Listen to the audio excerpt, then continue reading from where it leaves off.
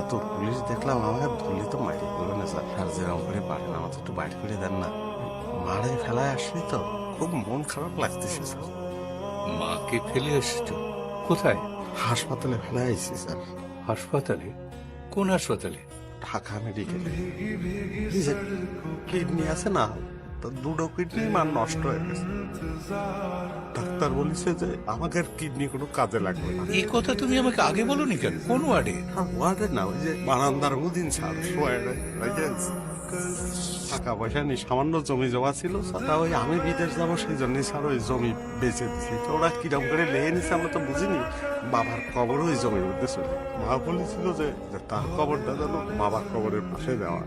মা মরে গেলে মার কবর কিরম করে দেবো, করে দেবো স্যার। মার কবরটা স্যার করে দেবো স্যার, একটু বাড়ি করে দেবো স্যার।